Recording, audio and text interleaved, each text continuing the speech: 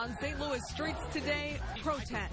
Police on their bikes blocking the highway so these protesters cannot get on the highway. And prayer.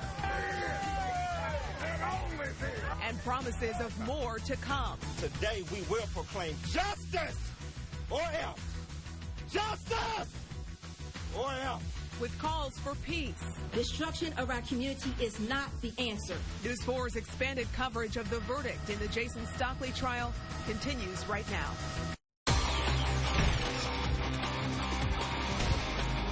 Skies in 4 flying over downtown St. Louis at 5 o'clock tonight. Hundreds of protesters filling the streets here at Clark and Tucker. If you're not familiar with the area, that's very close to Scott Trade Center.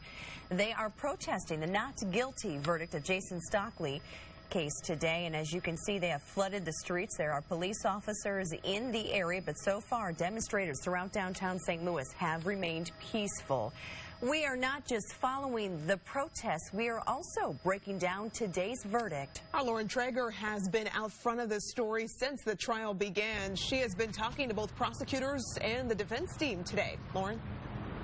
Yeah, guys, this was certainly a momentous trial that wrapped up last month. The first time in nearly 2 decades that a police officer, a former officer in this case, has stood trial for murder in the city of St. Louis. Certainly the first time since our region experienced Ferguson that something like this has happened. And while people are feeling very strongly on one side of this issue, there is one man tonight, Jason Stockley, who is no doubt feeling relieved.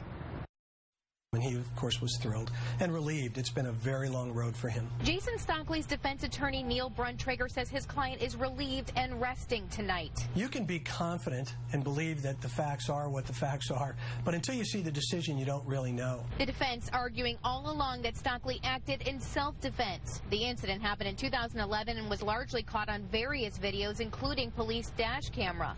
Federal investigators reviewed the case but declined to charge. State prosecutors charged Stockley with first-degree murder last year. The trial lasted about 5 days over 2 weeks, with Stockley himself taking the stand in his own defense. Circuit Attorney Kim Gardner says they did meet their burden of proof, and she stands by the charge of murder first degree. I understand the verdict has created frustration and anger for many in our community. I'm frustrated as well. She says they'll now work to change how officer-involved cases get investigated. You cannot change what you choose not to confront. And the circuit attorney has plans for some changes for the system, but the defense attorney in this case says this is not a lesson for the police, it's a lesson for the public to let them know that police officers make split-second decisions and that it's hard to know how anyone would react unless they're in an officer's shoes. Now we're going to have more on what the judge has to say in all of this coming up just a little bit later. But for now, live downtown, I'm Lauren Traeger, News 4. News 4 cameras were rolling as protesters spread in downtown St. Louis following this morning's verdict. Skies in 4 was over Tucker and Market as demonstrators closed down that intersection. And just a block from that intersection, protesters were seen running to the westbound 64 Highway 40 ramp. This is right outside Scott Trade Center. And take a look here. Police were waiting to make sure the interstate was not shut down. Officers on bicycles, they're in the blue shirts, called in for additional help. You can see the two sides exchange words before protesters were turned away. No one at that point made it onto the interstate. We want to get to more live team coverage right now. We have our crews spread out across the area. And we start with Ray Preston, who is closely following the large crowd of protesters all day now. Ray, where exactly are you at this point? More than an hour ago, they were at Market and Tucker and Courthouse. They've been walking through the streets about for more than an hour now.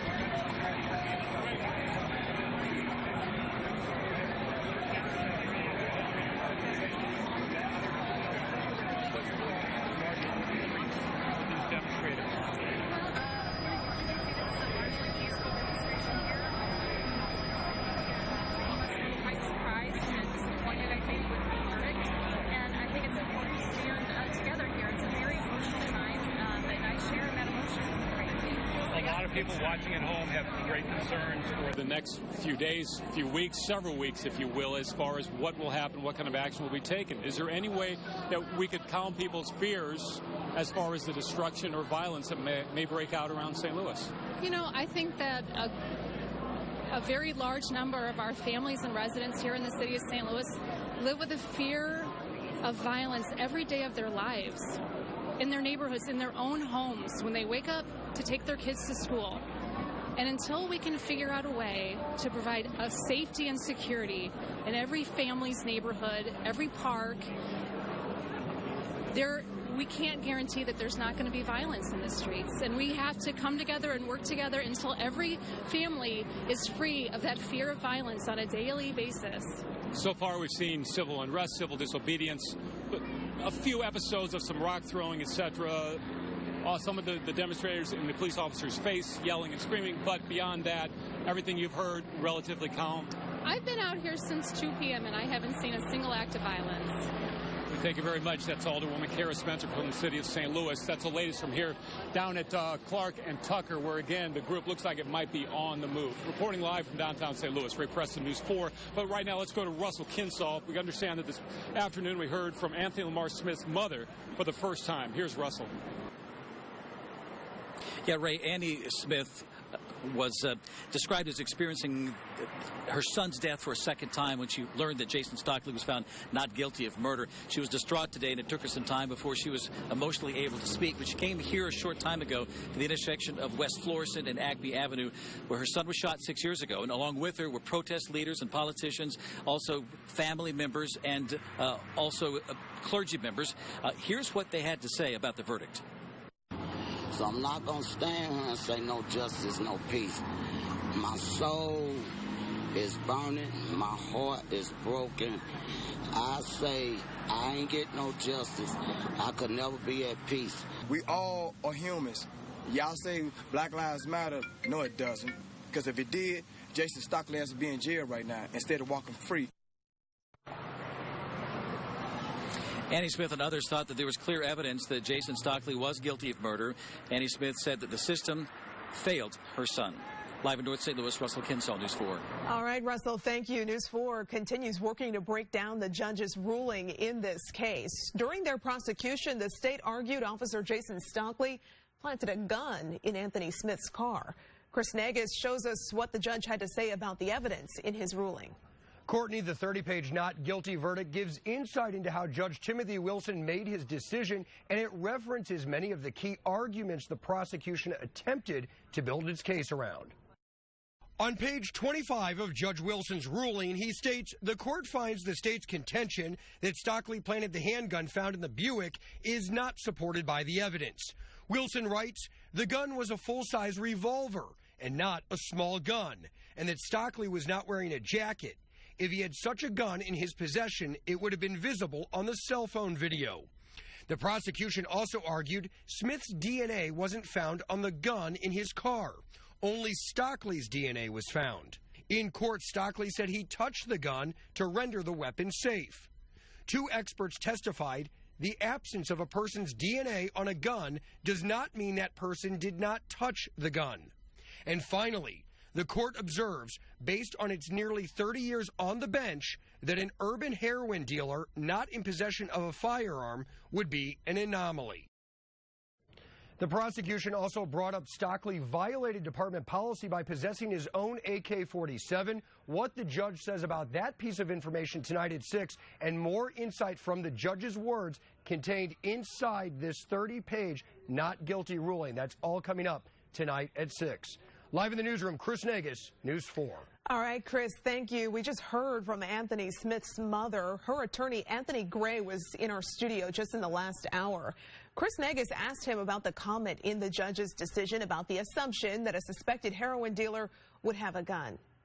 I saw that, and I really don't want to make an on-air comment about that statement. I find it personally offensive, but beyond that, I don't want to make any other comment. Gray says that comment, more than any other in the decision, is sparking a lot of discussion among those who feel Stockley should have been found guilty. Today, the local chapter of the NAACP wrote a letter to President Trump demanding the Department of Justice conduct a full review into the Stockley case. In addition, the letter states the community has lost faith in local authorities to fairly and impartially handle cases. Today, I talked with the president of the local chapter of the NAACP, and he told me he knows the president's office got that letter. Did they give you any indication when or if they would respond? No, of course not. No? No, of course not. But confirmation they got it is a start. Yep. It's a big start. They also sent that letter to U.S. Attorney General Jeff Sessions. Right now, we're working to confirm exactly how many arrests have been made in all the demonstrations today. A video posted to Twitter captured at least one exchange between police and protesters.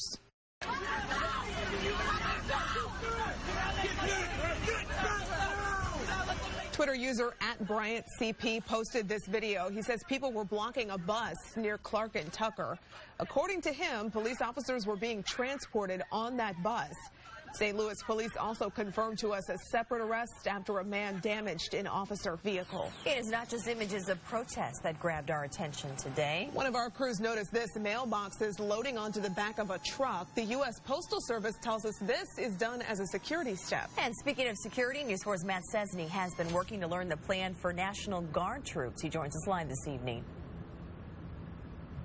Yeah, it's all up to the governor, and the governor has very much been all around town, but we really don't know where he is. His location. Perry kept a closely guarded secret throughout the day. We do know at one point he was here at the state office building downtown monitoring the situation, but I found out he has since left the area to drive around the area. Now, the big decision, as I mentioned, for the governor will be over the National Guard.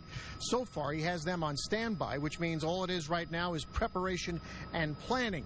The governor will be the one to decide if the Guard will be mobilized and how they will be used.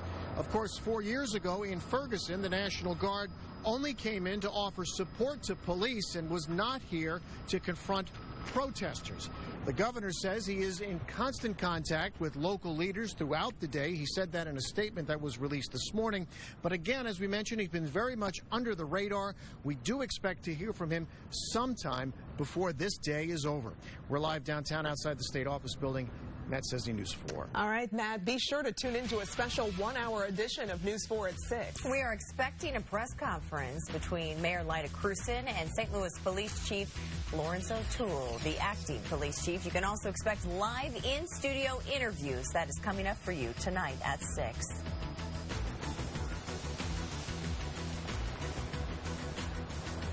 And many of these businesses here are boarded up in downtown St. Louis. Their reason for justifying closing, or some staying open, coming up.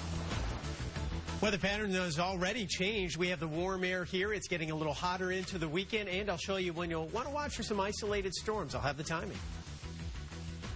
You're watching News 4, watching out for you.